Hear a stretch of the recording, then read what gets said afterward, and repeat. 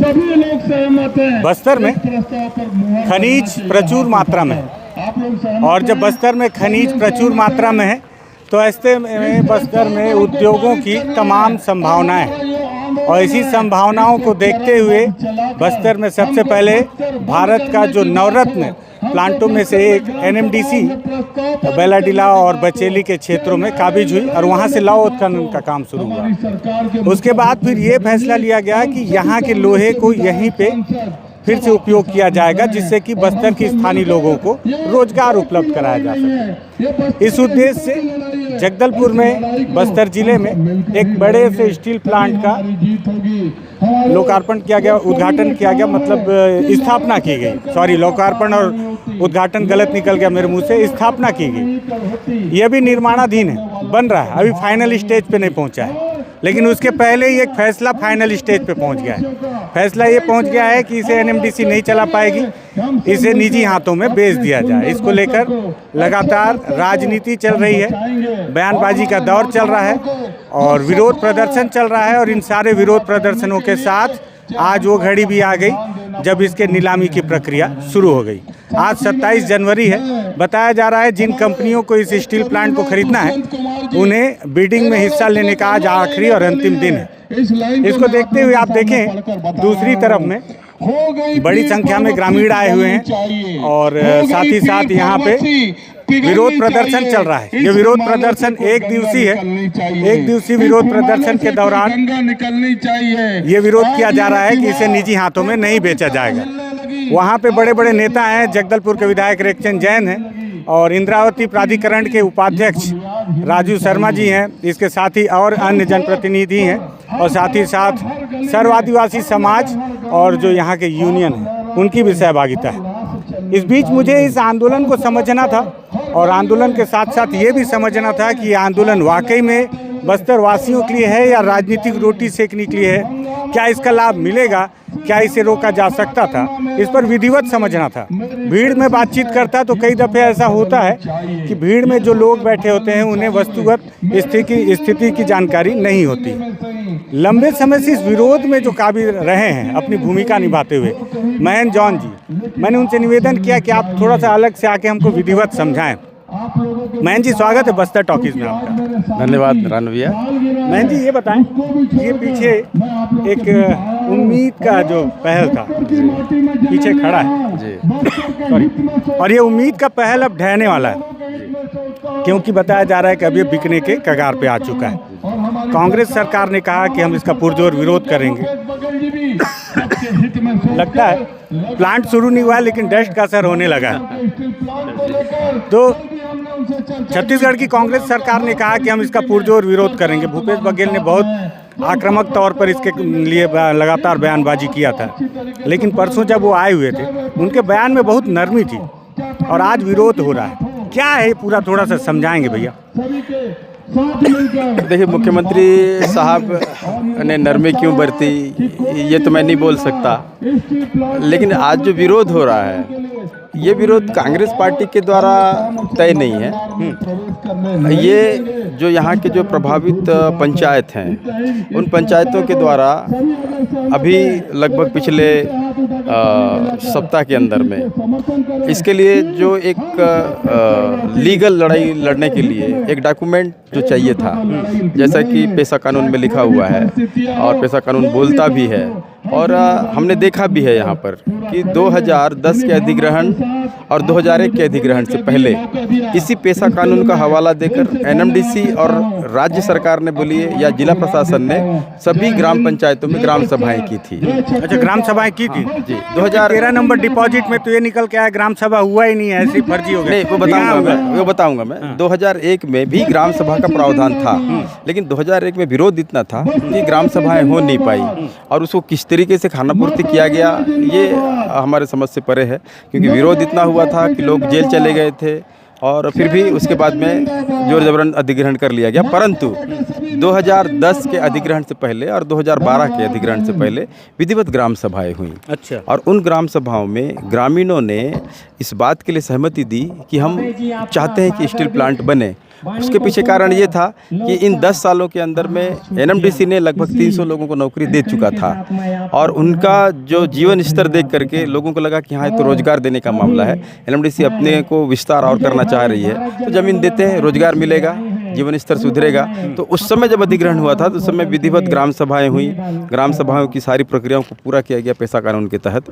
तो पेशा कानून ये भी बोलता है कि यदि आप किसी आदिवासी की ज़मीन या शेड्यूल एरिया की जो ज़मीन है उसको यदि आप अधिग्रहित करते हो तो आपको ग्राम सभा करना है, और उसी नियम के तहत यदि आप उसको किसी निजी हाथों में देते हो तो भी उसके लिए आपको ग्राम सभा की अनुमति की ज़रूरत है। अगर निजी हाथों में देते हैं, निजी हाथों में देते हैं, बेचते हैं, जिस उद्देश्य के लिए लिया गया था उस उद्देश्य से आप यदि बाहर जा रहे हैं तो आपको उसके लिए ग्रामीणों से पूछना होगा, ग्राम सभाएं करनी होंगी, जो कि नहीं किया गया। इसलिए ग्रामीणों ने तय किया, किसानों ने तय किया, पंचायतों ने तय किया, भू प्रभावितों ने तय किया कि अब हम खुद ग्राम सभा करवाएंगे। और पिछले सप्ताह 20 तारीख को और 22 तारीख को कुल 8 पंचायतों में हमने और हमारे पंचायतों ने इसका बृहद ग्राम सभाएं की और उसमें प्रस्ताव पारित किया कि हम प्राइवेटाइजेशन नहीं चाहते हैं, और उस प्रस्ताव को खारिज किया 2010 का, जहां पर हमने ये कहा था कि हम आपको अपनी ज़मीन देना चाहते हैं, क्योंकि उस समय निजीकरण का मामला ही नहीं था। उसमें निजीकरण का मामला ही नहीं था, ये निजीकरण 2017 में आया।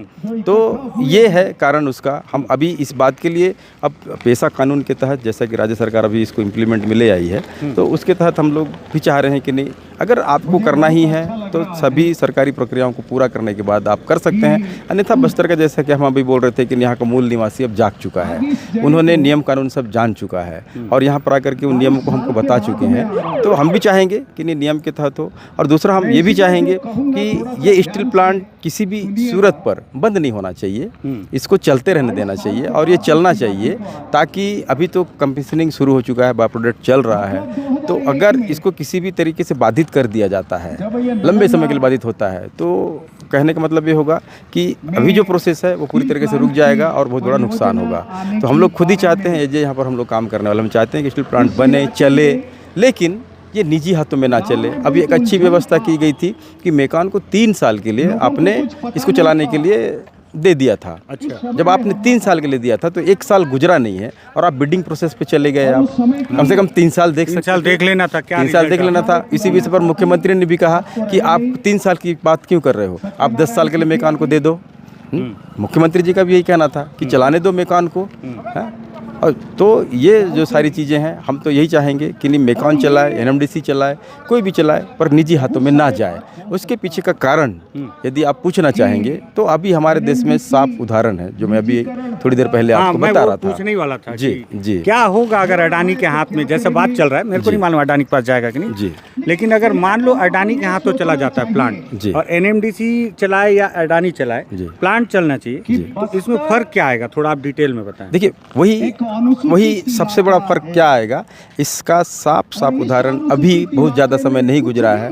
हिमाचल में चुनाव हुए, चुनाव के बाद में हमको ये पता चला कि वहाँ का जो सीमेंट फैक्ट्री था, और उस सीमेंट फैक्ट्री के लिए बहुत सारे किसानों की और लोगों की ज़मीनें ली गई थी, उसमें सीमेंट फैक्ट्री बना था, अच्छी मुनाफा कमा रही थी कंपनी, और अचानक से उस सीमेंट फैक्ट्री को बंद कर दिया गया।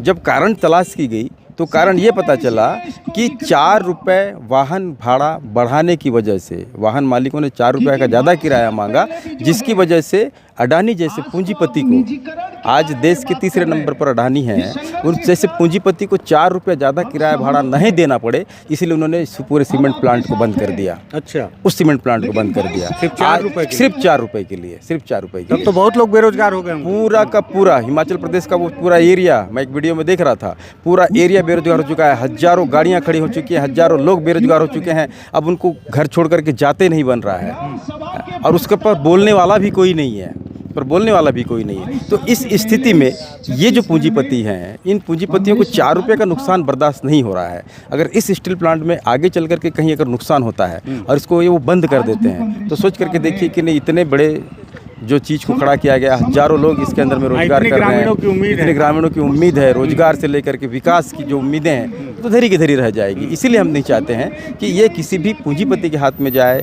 या किसी निजी हाथ में जाए, सरकार ही चलाए, क्योंकि सरकार का काम जिम्मेदारियों को लेना है। सरकार नुकसान पे भी अपने संस्थाओं को चलाती है, उपक्रम नहीं बंद करती है। तो ये हमारा सोच है। ये उद्देश्य। अच्छा, मैं ये सुना था भैया कि आज सर्व आदिवासी समाज और आप लोगों का जो यूनियन है सब मिलकर ये जो विरोध प्रदर्शन एक दिवसीय कर रहे हैं। नहीं, हम लोग मिल करके नहीं कर रहे हैं, हम भी उनके समर्थन में हैं। हम भी उनके समर्थन सर्व में। आदिवासी समाज का ये सर्व आदिवासी समाज के द्वारा धरना का अनाउंसमेंट किया गया था और यहाँ जो संयुक्त जनसंघर्ष पंचायत समिति बनी, उन्होंने बंद का आह्वान किया। तो अब जब हमारी लड़ाई जो हम लोग आप देख रहे हैं, हम लोग 2017 से इसका विरोध कर रहे हैं, ट्रेड यूनियन की तरफ से, किसानों की तरफ से हम लोग लगातार विरोध कर रहे हैं। तो हमने ये सोचा कि जब हमारे लिए बंद किया जा रहा है, प्रबंधन हमको बोला कि आप आइए ड्यूटी कीजिए, 5 बजे आ जाइए, 6 बजे चले जाइए। हम बोले कि नहीं, हम जो अगर हमारे लिए कोई लड़ रहा है तब हम नहीं जाएंगे ड्यूटी करने के लिए, हम उनके साथ जाएंगे, उनके समर्थन में जाएंगे। तो हम लोग आज इनके समर्थन पे हैं। हाँ, थोड़ी हम इनकी मदद भी कर रहे हैं, जो भी आवश्यक सेवाएं हैं, छोटी मोटी जो सेवाएं हैं उसको पूर्ति करने में हम उनकी मदद कर रहे हैं, पर कॉल हमारा नहीं है, हम समर्थन में इनके साथ। एक चीज़ मेरे को नहीं समझ में आया, आदिवासियों से जुड़ा मुद्दा है, आदिवासियों की जमीन, उनका रोजगार, उनका उत्थान, उनका विकास, मुट्ठी भर आदिवासी पहुंचे हुए हैं। ऐसा क्यों? मतलब सर्व आदिवासी समाज भी है इसमें, लेकिन आदिवासी उतनी बड़ी संख्या में यहाँ पे उपस्थित नहीं हुए। इसके पीछे क्या कहानी है? मैं इसके पीछे की कहानी तो मैं नहीं बता पाऊंगा, क्योंकि मुझे नहीं पता। क्योंकि कल मेरी बातचीत हो रही थी कि 5,000 से हाँ जी, 5 से 10,000 की संख्या में आने की बात हुई थी, परंतु वो क्यों नहीं आए, अब तक तो नहीं आए। तो ये मेरे को कारण पता नहीं है अभी तक। जब इसे निजीकरण में सौंपने की बात हुई थी तो मुझे बहुत अच्छे से याद है कि दिनेश कश्यप जो यहाँ के पूर्व सांसद रहे हैं, संतोष बापना जो पूर्व विधायक रहे हैं, उन्होंने भी बयान दिया था कि गलत है, नहीं बिकना चाहिए। जी जी। तो आज इस धरना प्रदर्शन में उनकी क्या भूमिका है या उनकी उपस्थिति रही क्या? मैं तो लेट से आया। नहीं, उनकी कोई उपस्थिति नहीं थी। हाँ, कुछ हमारे लोकल बीजेपी के जो हमारे साथ रहते हैं वो जरूर आज यहाँ समर्थन देने के लिए आए हुए हैं। अच्छा। परंतु कोई भी बीजेपी का बड़ा नेता वो नहीं है इसमें, वो समर्थन देने नहीं आए। विधायक आए हैं समर्थन देने। जी। अच्छा भैया, एक बताओ कि जो आज बिडिंग की जो आखिरी डेट है, इसमें ये बताया जा रहा है कि जिस तरह से मुख्यमंत्री भूपेश बघेल ने कहा था कि हम खरीद लेंगे, अब पता चल रहा है कि वो क्राइटेरिया में नहीं है, आ ही नहीं सकते उस बिडिंग में। तो उनको अभी पता चला कि उनको पहले पता रहा? उनको क्या पहले पता नहीं था कि वो क्राइटेरिया में नहीं आ पाएंगे या ऐसा कुछ? अब वो प्रदेश के मुख्यमंत्री हैं और उनके पास सरकार है उनके पास। हाँ, नियम कायदे यदि उनको पता थे होंगे तो वो अब किस तरीके का प्रोसेस को इसका किया गया है कि कोई राज्य सरकार नहीं ले सकती, ये प्रावधान कहाँ से हुआ है? अच्छा, इसके पहले कभी ऐसा हुआ है क्या कि कोई राज्य सरकार ऐसे किसी उपक्रम को मेरी जानकारी में तो नहीं है कि कोई राज्य सरकार किसी केंद्र शासित कोई भी ऐसा उपक्रम हो तो उसको ले पाई हो। अब तक मेरी जानकारी में, आपकी जानकारी में नहीं है। तीनों ने भी बयान से पहले रिसर्च तो किया ही होगा कि क्या राज्य सरकार, मतलब मैं बोल रहा हूँ कि मैं यहाँ से जगदलपुर चला जाऊँगा, ठीक है, तो मेरे को पता होना चाहिए ना कि मैं जगदलपुर जा पाऊँगा कि नहीं जा पाऊंगा। अगर मैं सरकार हूं, मैं बोल रहा हूं कि अगर कुछ नहीं होगा तो हम खरीद लेंगे, हम बिकने नहीं देंगे, हम चलाएंगे, तो मुझे पता तो होना है ना कि मैं खरीद पाऊंगा कि नहीं खरीद पाऊंगा। तो पहले ही बयानबाजी कर दिया गया कि हम खरीद लेंगे, अगर बिकेगा तो हम खरीद लेंगे। तो मतलब इस बयानबाजी को कैसे देखते हैं? अगर आप बोलना चाहें तो, अगर आप सक्षम हो। नहीं, मैं इस इतने बड़े मामले पर बोलने में मैं सक्षम नहीं हूँ। तो मैं चाहूँगा कि नहीं, ये बड़े लोगों की बातें हैं, अंदर की बातें हैं। लेकिन जो समझ रहा होगा जो देख रहा होगा। जी, हाँ, आप अगर ना बोलें तो भी मतलब मुझे ऐसा लगता है कि अगर इस सवाल का आना भी कई जवाब है, आपका चुप हो जाना भी कई जवाब है। जी। आज जगदलपुर के विधायक आए हैं रेखसिंह जैन जी, तो ऑफ द कैमरा उनसे ये सवाल पूछा जाएगा कि आप लोगों के द्वारा? अभी तो मैं अपने उद्बोधन में मैं साफ पूछा हूँ। मैं 2-3 सवाल मैंने पूछा है। क्या पूछा आपने? मैंने यही पूछा कि एक सरकार बेचने की बात करती है और एक सरकार खरीदने की बात करती है। हमारे देश के हर नागरिक 2 सरकारों के अधीन पे होते हैं। हाँ, मतलब 2 पार्टों के बीच में होते हैं। राज्य सरकार के नियमों को भी उसको पालन करना पड़ता है, केंद्र सरकार के नियमों को भी पालन करना पड़ता है उनको। तो कहने का मतलब ये है कि दोनों की जो भूमिका है, यदि दोनों चाहें तो दोनों एक दूसरे के लिए सहायक सिद्ध हो सकते हैं और दोनों एक दूसरे के लिए बाधक भी सिद्ध हो सकते हैं। ठीक बात। अगर आपकी जो मनोस्थिति है ना, कि आपको सहयोग करना है तो आप सहयोग के हर रास्ते निकाल लेंगे, और यदि आपको लगता है कि नहीं, मैं तो इसको होने नहीं दूंगा, तो आपके पास उसके बहुत सारे रास्ते हो सकते हैं। इस आंदोलन का कितना फायदा मिलेगा, क्या लगता है आपको? क्या लगता है? आप तो 2017 से आंदोलन देख रहे हैं, कर रहे हैं, तो लग रहा है कि इस एक दिवसीय आंदोलन का कुछ फायदा होगा, कुछ पॉजिटिव रिजल्ट आएगा या उस तरफ कोई एक आध कदम बढ़ पाएगा? उम्मीद इसलिए है क्योंकि सरकारों को विरोध अच्छा नहीं लगता है। दूसरा, उन पूंजीपतियों को भी जिन्हें इसको लेना है तो वो भी देखेंगे कि वहाँ की जनता का क्या मूड है।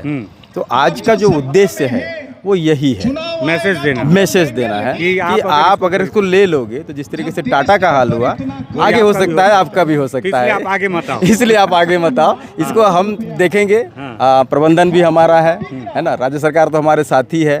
तो और भी बहुत सारे तरीके हैं इसको चलाने के, जैसे मेकॉन के साथ चलाया जा सकता है और भी कई सारे जॉइंट वेंचर के साथ में चलाया जा सकता है। उस प्रोसेस पे जाकर के भी स्टील प्लांट को बखूबी प्रॉफिट के साथ चलाया जा सकता है, क्योंकि बहुत ही अच्छा आयरन और हमारे पास में है और बहुत ही अच्छी क्वालिटी का प्रोडक्ट यहाँ पर बनने वाला है। अच्छा भैया, ये बताएं थोड़ा सा शॉर्ट में, ताकि मेरे दर्शक भी समझ पाएं कि कितने एरिया में ये स्टील प्लांट लगा हुआ है, कितने एकड़ जमीन का अधिग्रहण किया गया, लगभग कितने परिवारों की जमीनें इस पे गई है? आपके पास तो होंगे 2200 एकड़, 2200 हेक्टर, दो चरण में बड़ी जो अधिग्रहण हुए थे वो 1100 के हुए थे। बड़ी अधिग्रहण हुई थी। बीच में कुछ ज़मीनें और ली गई। और भू प्रभावितों की संख्या की यदि बात करें तो 2001 में 303 किसानों की ज़मीन ली गई थी और 2010 में 1052 किसानों की ज़मीन ली गई थी। तो लगभग 1100-1200 किसानों की यहाँ पर ज़मीन ली गई है। अच्छा जी। अधिग्रहण के बाद जो मुआवजा मिलता है, क्या सभी को मिल गया या कुछ अभी वंचित बचे? नहीं, मुआवजा तो तत्काल मिल गया, सभी को तत्काल मुआवजा दे दिया जाता है। महिलाएं बची थी, विरोध कर रही थी कि नौकरी वाला क्या कुछ मामला? उनका जो मामला है भैया, वो थोड़ा सा पुनर्वास नीति से संबंधित है और उस नीति के तहत पुनर्वास नीति में यह लिख दिया गया है कि यदि कोई भूमि का मालिक भूमि 3 साल से उसके हाथ में है तो ही वो नौकरी का पात्र होगा, रोजगार का पात्र होगा। तो 2010 में जब अधिग्रहण किया जा रहा था तो उस समय बहुत सारे लोगों ने अपनी ज़मीनों को अपने बेटा बेटी के पास में बंटवारा कर दिया ताकि सबको नौकरी मिले। फायदा नहीं, नौकरी मिले। हाँ, नौकरी का फायदा लेने के लिए, हाँ, फायदा मिले। तो परंतु इन्होंने यहाँ पर ये लगा दिया कि 3 साल का क्राइटेरिया होना है। तो 2006 से लेकर के 9 के बीच में जितने लोगों ने भी बंटवारा किया था उनको लाभ नहीं मिला। मतलब ये पहले ही समझ लिया गया था कि आप क्या दिमाग लगा रहे हैं। उसमें 2 चीज़ें हुई जिस वजह से आज हमारी जो बहनें हैं वो आंदोलित हैं। उसमें 2 चीज़ें हुई। उसी बंटवारे में बेटों को भी किया गया था। अच्छा। हाँ, मान लीजिए आपकी 2 बेटे हैं और एक बेटी है, सभी बालिग हैं। आपने अपनी जमीन को तीनों पर बराबर बांट दिया, ठीक है। बेटों को ये कहते हुए एक्सेप्ट कर लिया गया या रोजगार दे दिया गया क्योंकि ये उसकी पैतृक संपत्ति थी। अच्छा। अगर इसको बंटवारा नहीं भी दिया गया होता तो भी इसका नाम ऑलरेडी नौकरी पे आता। अच्छा। हाँ, लेकिन बेटियों के मामले में ये नहीं हो सकता क्योंकि आपने इसको किसी अन्य उद्देश्य के साथ में बंटवारा किया था। अच्छा। हाँ, ये कह करके उनका मामले को खारिज कर दिया गया। बहुत लड़ाइयाँ लड़ी, हमने भी उनका बहुत साथ दिया। मामला राज्य महिला आयोग के पास में भी गया हुआ था, परंतु अभी एनएमडीसी उसको हाईकोर्ट में केस दायर किया हुआ है और महिलाएं आज भी अपने रोजगार की तलाश में भटक रही हैं। हमको भी लगता है कि उन्हें तो कम से कम रोजगार तो उन्हें मिलना चाहिए। अगर बेटों के साथ में उस नीति को अपनाया गया तो चूंकि उनके हाथ में ज़मीन थी, वो भूमि स्वामी बन चुकी थी, तो उनको रोजगार दिया जाना चाहिए। अच्छा भैया, एनएमडीसी क्यों नहीं चला पाएगी? इसके पीछे क्या रीज़न है? कोई रीजन नहीं हमको समझ में नहीं आता है। कुछ तो कारण होगा ना। हाँ, हम इसलिए नहीं चला पा रहे हैं। एनएमडीसी का कहना है। देखिए, एनएमडीसी कुछ नहीं बोल रही है। अभी बड़ी बात बोल रहा हूँ। एनएमडीसी कुछ नहीं बोल रही है। अच्छा। एनएमडीसी को बुलवाया जा रहा है। अच्छा, बुलवाया जा रहा है। एनएमडीसी को बुलवाया जा रहा है। अच्छा, छाती में घुटना दबा के बुलाया। छाती में घुटना दबा करके बोला जा रहा है कि आप बोलो कि हम नहीं चला सकते, है ना, ऐसा बोला गया है। बाकी वो सक्षम है। क्यों नहीं सक्षम है? इस देश के अंदर में आप विदेश से लोगों को ला करके आप स्टील प्लांट बना रहे हो, तो क्या उन्हीं विदेशियों को ला करके स्टील प्लांट चला नहीं सकते आप? बिल्कुल। क्या हमारे देश में ऐसे इंजीनियर नहीं हैं जो सेल के प्लांट को चला सकते हैं, भिलाई स्टील प्लांट को चला सकते हैं, विशाखापट्टनम स्टील प्लांट को चला सकते हैं? वो कहाँ के हैं? वो हमारे ही देश के हैं ना। आप अगर हमको ये बोलोगे कि हमारे पास एक्सपर्ट नहीं है, तो ये तो मजाक है, बिल्कुल मजाक है। तो इच्छा शक्ति नहीं है ना। और गवर्नमेंट का कहना है कि ये जो एनएमडीसी का काम है वो खनन का काम है। मानते हैं खनन का काम है, लेकिन आपने एक जिम्मेदारी लिया, ठीक बात। किसके कहने पर लिया, क्यों लिया, कौन सी सरकार के समय आपने डिसीजन लिया कि एनएमडीसी अगर किसी के पास खदान है उसका स्टील प्लांट भी होना चाहिए? ये भी तो किसी की ना किसी सरकार का डिसीजन था ना। तो जब वो डिसीजन था तो क्या वो डिसीजन गलत था? जब वो डिसीजन लिया जा रहा था तो क्या उस समय में इंजीनियर नहीं थे हमारे पास में? क्या एक्सपर्ट नहीं थे हमारे पास में? भविष्य नहीं देखा। तब आपने भविष्य नहीं देखा। आज आप बोलते हो कि हमारे पास एक्सपर्ट नहीं मिल पाएंगे, हम तो नहीं मानते ना इस बात को। एक से एक एक्सपर्ट मिल सकते एक हैं। से एक एक्सपर्ट हैं, एक से एक बयान है। जी। NMDC नगरनार स्टील प्लांट है, ये आप मेरे पीछे देखें, बेहद खूबसूरत तरीके से बनकर लगभग तैयार है। बहुत जल्द हो सकता है यहाँ से उत्पादन शुरू हो जाए। उत्पादन जब शुरू होगा राजनीति शुरू है। राजनीति इसलिए शुरू है क्योंकि इसे केंद्र सरकार बेचना चाहती है। राज्य सरकार का कहना है कि हम बेचने नहीं देंगे। पहले गुस्से में कहा, अब धीरे से कह रही है कि बेच तो रहे हैं लेकिन हम बेचने नहीं दिया जाएगा। सर्व आदिवासी समाज का उल्लेख करना इसलिए ज़रूरी है क्योंकि पूरा मुद्दा आदिवासियों से जुड़ा है। बस्तर आदिवासियों की ज़मीन है। आदिवासियों का उत्थान सबसे पहले प्रायोरिटी में होना चाहिए। इसलिए सर्व आदिवासी समाज भी आज जो है यहाँ एक दिवसीय यहाँ धरना प्रदर्शन कर रहा है कि इस प्लांट को बेचने के विरोध में। उसमें जगदलपुर के विधायक भी सम्मिलित हैं। अब देखिए, आंदोलन का फायदा तो मिलेगा, किसको मिलेगा, कितना मिलेगा, ये तो आने वाला वक्त बताएगा। कांग्रेस को जरूर मिलेगा क्योंकि जब आने वाले कुछ समय के बाद चुनाव आएगा तो कांग्रेस इस बात को जरूर भुनाएगी कि केंद्र सरकार ने आदिवासियों के विकास के लिए स्थापित किए गए इस स्टील प्लांट को बेचने का काम किया है। हालांकि हम रोक नहीं पाए, लेकिन हमने विरोध किया था, अपनी शक्ति भर किया था। इसका फायदा शायद आदिवासियों को मिला। जिस तरह से महेंद्र जौहर जी ने बताया कि आने वाली कंपनियां इस आंदोलन को देखकर थोड़ा सा डरेंगी, सहमेंगी और शायद बिडिंग करने से हिचकेंगी। तो ये होगा कि शायद ये प्लांट बिकने से बिक जाए, बच जाए। शायद कई चीज़ें हैं, आने वाला वक्त बताएगा कि बस्तर के आदिवासियों और आदिवासियों के हित के नाम पे लगाए गए इस प्लांट का हश्र या परिणाम क्या होगा। लेकिन आज एक बड़ा आंदोलन था और बड़े आंदोलन की सबसे महत्वपूर्ण चीज़ यह है कि आदिवासियों के लिए, आदिवासियों के द्वारा किए जा रहे इस आंदोलन में मुट्ठी भर आदिवासी, मतलब आदिवासियों का भी और जागने की आवश्यकता है। लगे कि मुद्दा महत्वपूर्ण था। बहुत बारीकी से महेंद्र जौहर जी ने समझाया इस पूरे मुद्दे को और इसे जन जन तक फैलाना चाहिए। तो इस वीडियो को शेयर कर दीजिएगा, बस्तर टॉकीज को सब्सक्राइब कर दीजिएगा। धन्यवाद। नगरनार प्लांट तो वो संविधान